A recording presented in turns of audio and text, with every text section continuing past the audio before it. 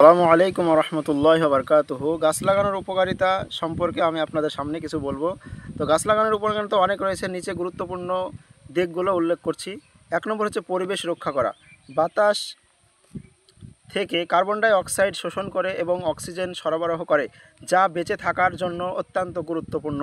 2 নম্বর বায়ু দূষণ হ্রাস।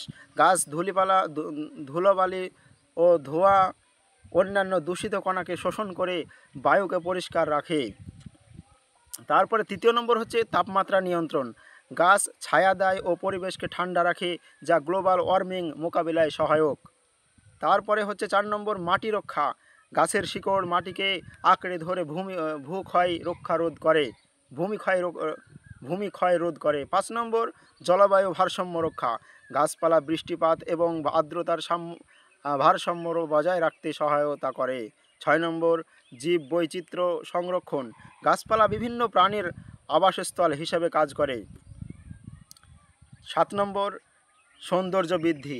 গাছ চারপাশকে সুন্দর করে তোলে ও মানসিক প্রশান্তি আনে। 8 নম্বর হচ্ছে অর্থনৈতিক উপকারিতা। গাছ থেকে ফল, কাঠ, ঔষধ ইত্যাদি পাওয়া যায়, যা অর্থনৈতিক লাভজনক। তো এগুলি হচ্ছে আমাদের গাছপালার লাগানোর হচ্ছে উপকারিতা। আবারও আপনাদেরকে ছোট্ট করে সংক্ষেপে বলে দিচ্ছি, আপনারা অবশ্যই মনে রাখবেন, না হলে নোট করে নিতে পারেন। 1 নম্বর পরিবেশ রক্ষা। গাছ বাতাস থেকে কার্বন ডাই অক্সাইড শোষণ করে এবং অক্সিজেন সরবরাহ করে বেঁচে থাকার জন্য অত্যন্ত গুরুত্বপূর্ণ। 2 নম্বর হচ্ছে বায়ু দূষণ হ্রাস করে। গাছ ধূলিবালি ও ধোঁয়া ও অন্যান্য দূষিত কণাকে শোষণ করে বায়ুকে পরিষ্কার রাখে। তাপমাত্রা নিয়ন্ত্রণ করে। 4 নম্বর মাটি রক্ষা করে।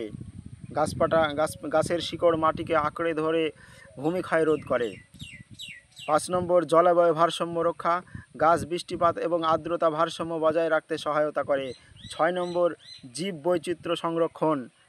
গাছপালা বিভিন্ন প্রাণীর আবাসস্থল হিসেবে কাজ করে। 7 নম্বর হচ্ছে আপনার সৌন্দর্য বৃদ্ধি। গাছপালা চারিপাশকে সুন্দর করে তোলে ও মানসিক প্রশান্তি আনে। 8 নম্বর অর্থনৈতিক উপকারিতা। গাছ থেকে ফল, কাঠ, ঔষধ ইত্যাদি পাওয়া যায়, যা অর্থনৈতিকভাবে লাভজনক। অতএব আমরা যেন গাছ লাগাতে পারি বেশি বেশি করে, এবং আমরা যেন পরিবেশকে বাঁচাতে পারি, পরিবেশকে আমরা যেন সুস্থ রাখতে পারি। আমিন। আসসালামু আলাইকুম রহমতুল্লাহ।